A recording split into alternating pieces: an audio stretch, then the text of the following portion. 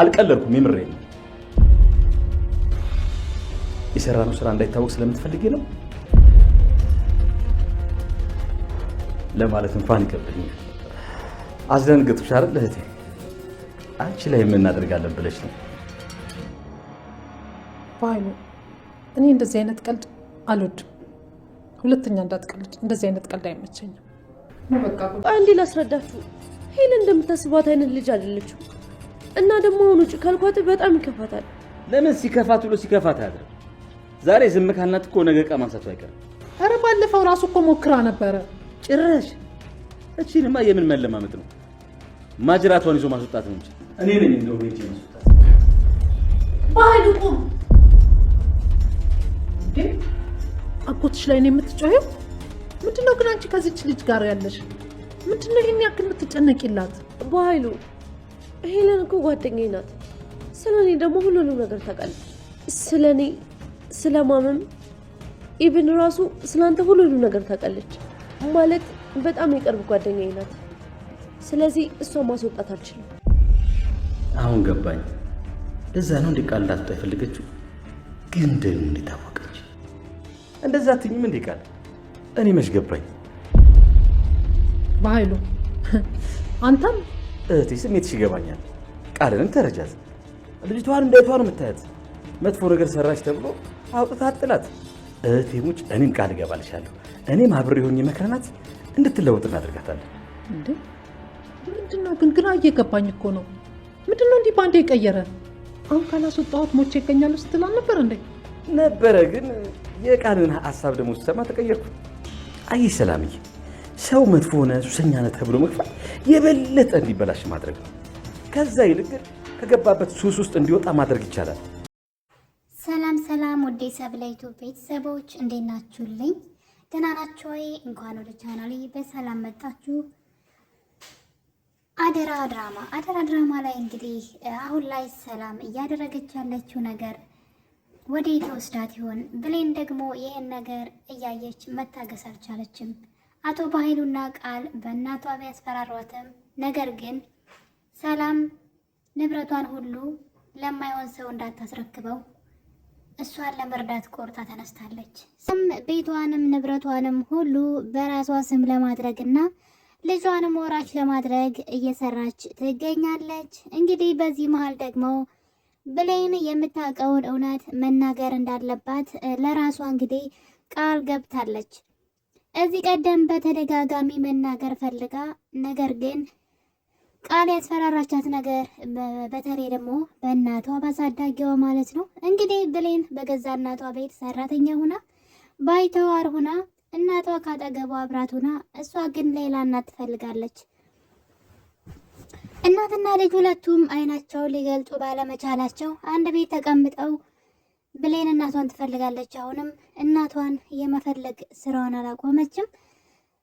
ወይዘሮ ገነት ጥሩ አድርጋ ብታሳድጋትም ግን ደግሞ ወላጅ እናቴ ምን ትመስላለች? ማንን ትመስላለች? እኔስ ማን ነኝ? ከየት ነው የመጣሁት? የሚሉት መልሶች እንዲመለሱላት ግዴታ ወላጅ እናቷን ማግኘት ግድም ነው። በህይወት እስካለች ድረስ ልታገኛት ይገባል። ምክንያቱም የወለደቻት እናት ለምን ጣለቻት? ምን ብታደርጋት ነው? ምናልባትም ደግሞ የወለደቻት እናቷ እሷን እየፈለገች ሊሆን ይችላል። ልክ እንደሷ ጠፍታባት እየፈለገች ሊሆን ስለሚችል መገናኘታቸው ግድ ነው። ገነት የፈለገ ጥሩ እናት ብትሆንላትም ደግሞ የወለደች እናት አለችና መገኘት አለባት ብዬ እኔም እስማማለሁ። ነገር ግን አሁን የገዛ እናቷ ቤት ውስጥ ሰራተኛ ሆና እንግዲህ አጎት ተብዬው እኔ ሰው እንዴት ለገንዘብ ብሎ በዚህ መጠን ህሊናውን ሊሸጥ እንደቻለ ባላውቅም ብሌንም ደግሞ ምንም አይነት ጭላንጭል ትውስታ እንኳን ሊኖራት ባለመቻሉ ነው እንግዲህ አቶ በኃይሉ እንደዚህ እየሆነ ያለው ማለት ነው። እሱ ግን እስካሁን ድረስ እንኳን ይቺ ልጅ የእህቱ ልጅ እንደሆነች እያወቀ ጭካኔውን ቀጥሎበታል። በጣም ነው የሚገርመው። የምሬ ነው የምላችሁ በኃይሉ እንዴት እንዳስቻለው ብሌንን የመሰለች ወርቅ ልጅ የእህቱ ልጅ ሁና እሱ ግን ሌላ ሴትን በማምጣት እንግዲህ ግማሽ ንብረት ለማካፈል ለማያውቃት አስቡ እንግዲህ ለማያውቃት ለአንዲት ሰው ግማሽ የእህቱን ንብረት አካፍሎ ግማሹን ለመውሰድ ነው እንግዲህ። በነገራችን ላይ ልጄን ካመጣልኝ የምትፈልገውን ያክል ገንዘብ እሰጥሃለሁ ብለው ነበር ሰላም። አስባችሁታል? ምን እንዳለችው የምትፈልገውን ያክል ገንዘብ፣ እኔ በርካታ ገንዘብ አለኝ፣ የምትፈልገውን ያክል ገንዘብ እሰጥሃለሁ ልጄን ብሌናን አምጣልኝ ብለው ነበርና አሁን ምን እንደሆነ ተመልከቱ። እህቱ የምትፈልገውን እሰጥሃለሁ ብለዋለች። እሱ ግን አሁን ላይ የእህቱን ገንዘብ ግማሹን ብቻ ለማግኘት ብሎ ግማሹን ደግሞ ለሌላ ለማይታወቅ ሰው ምንም አይነት ከሱ ጋር የዝምድና ለሌለው ሰው የገዛ እህቱ የለፋችበትን ገንዘብ እናትና ልጅን አለያይቶ ለሌላ ሰው አሳልፎ ለመስጠት አስቡት። እኔ ምን አይነት አስተሳሰብ እንደሆነ እንግዲህ ሰውየውን ምን ያክል ለእህቱ ጥላቻ ቢኖረው ነው። ይሄ ገንዘብ መውደድ ብቻ አይደለም ጥላቻም ጭምር ነው እንጂ ገንዘብ መውደድ ቢሆን ኑሮ ሰላም ሰጣለው የፈለግከውን ብለዋለች። አስቡት። አሁን ግን ገንዘቡን ከቃል ጋር ነው የሚካፈለው። ቢያገኘው እንኳን የሚካፈለው ከቃል ጋር ነው።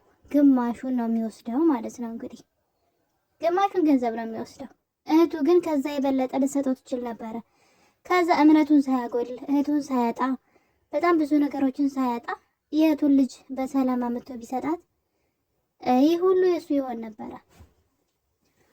አሁን ግን በሚያሳዝን ሁኔታ ግማሽ ነው ሊደርሰው የሚችለው ከሰላም ገንዘብ ማለት ነው። ግማሹን እንግዲህ ቃል ተወስደዋለች። እናም እንግዲህ የገዛ እህቱ ልጅ እንደዚህ በድህነት እየኖረች እሱ ግን የማያውቃትን አንዲት ልጅ ከጎዳና ወስዶ የእህቱን ግማሽ ንብረት እንድትወስድ ማድረግ ማለት ይሄ በጣም ለየት ያለ ጥላቻ ነው። ለሰላም ምን ያክል ጥላቻ እንዳለው ነው የሚያሳየው። በዛ ላይ ደግሞ ስግብግብነትንም ያሳያል። አልጠግባይ በልቶ ይተፋል የሚባለውን አይነት ከባህሉ ማየት ይቻላል። ቆም ብሎ ቢያስበው ኑሮ ያተርፍ ነበር እንደውም። ነገር ግን አሁን ላይ ኪሳራ ውስጥ እየገባ ነው። የሰላምን ገንዘብ ገና ለገና አገኛለሁ ብሎ በጣም ብዙ ገንዘብን እየከሰከሰ ይገኛል።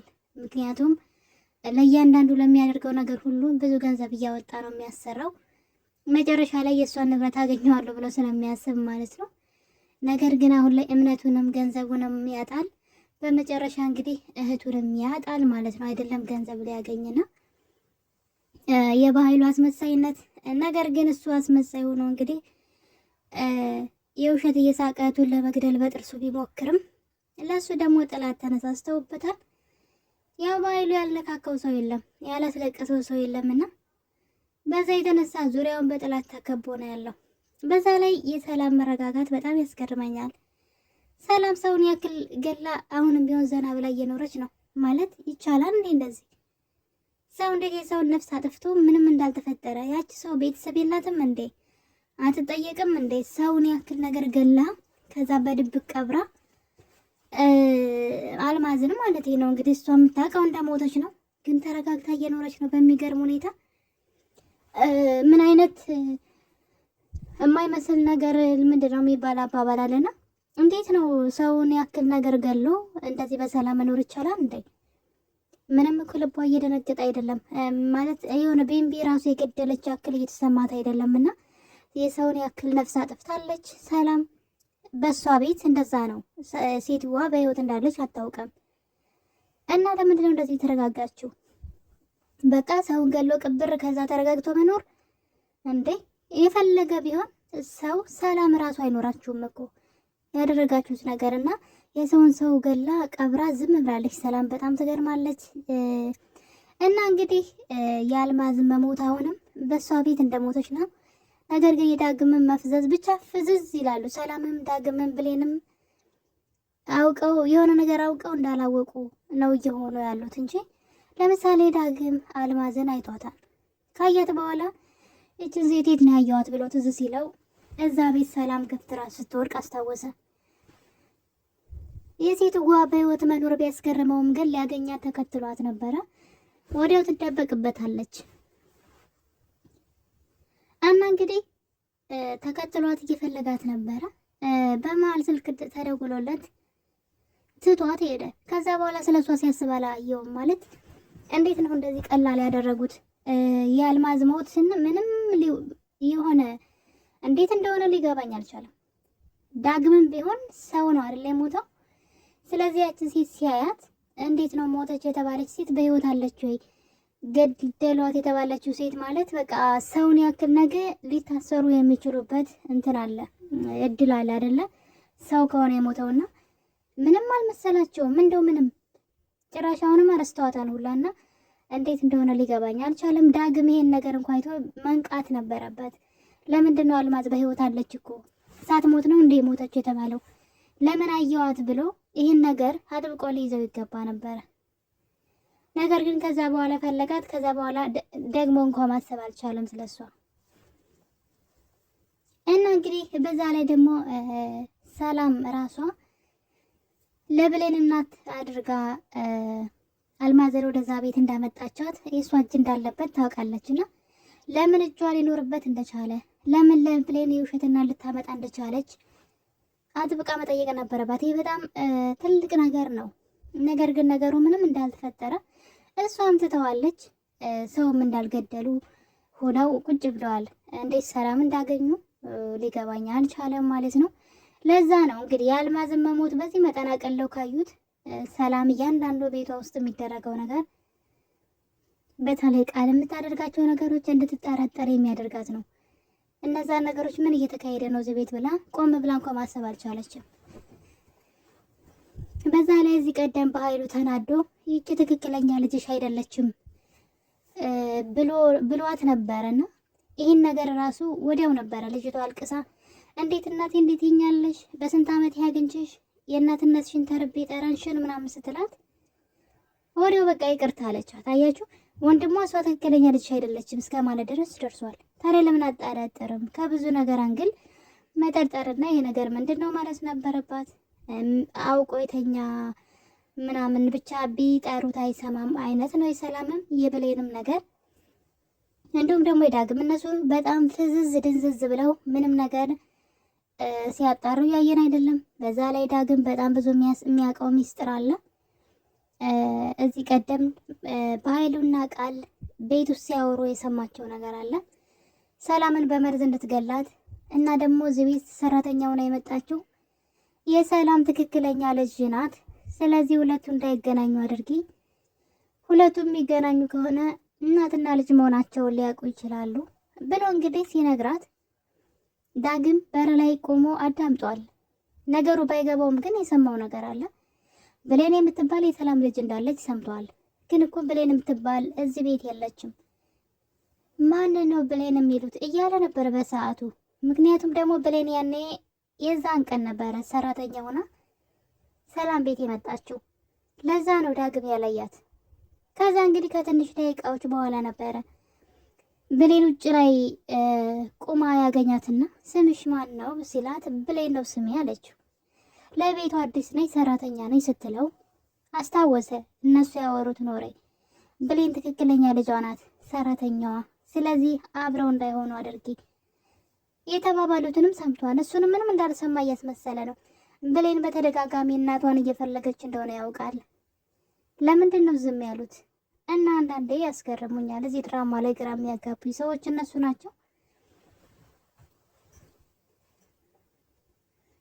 እና እንግዲህ በመጨረሻም የብሌንን እውነት የሚያወጣላት ሳሚ ነው። ሳሚ ስለሚወዳት ልክ ለዳግም እንዳደረገው ሁሉ ለብሌን የሚያደርጋን ብዬ አስባለሁ።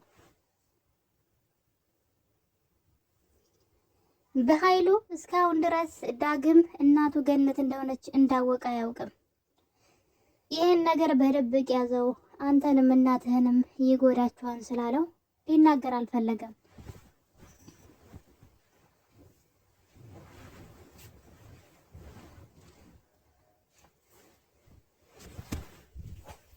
ዳግምም እንግዲህ በተደጋጋሚ እናቱ ቤት እየሄደ ከእናቱ ጋር መሆን ጀምረዋል። እናትየዋ ግን ግራ እየገባት ነው። ዝም ብዬ ሳይህ ልጄ ትመስለኛለህ እና እናት ታድላ እያለች እንግዲህ ብዙ ነገር እየጠየቀችው ነበረ። እሱ ግን ለእናቱ እውነቱን ቢነግራት ጥሩ ነበረ። አንቺ የኔ ትክክለኛ እናት ነሽ፣ አንቺ እናቴ ነሽ። ነገር ግን አንቺና እኔ እናትና ልጅ መሆናችን ማንም ሰው ማወቅ የለበትም ብሎ ለገነት ቢነግራት ገነት ትጠነቀቃለች እንጂ ምንም አሳልፋ ለሌላ ሰው አታወራም ነበረ።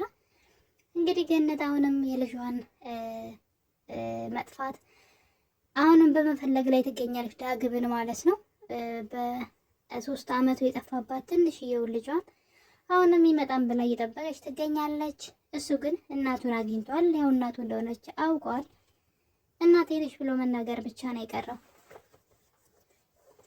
ዳግም ደግሞ እንግዲህ በባለፈው ክፍል ካያችሁ ብሌን የቃል ክፍል ውስጥ ገብታ የአቶ በኃይሉን መረጃ የያዘውን ፍላሽ ለማውጣት ስትገባ እሱ ደግሞ ቃልን እሱ መኝታ ቤት እንዲጠራት አድርገው ነበረ።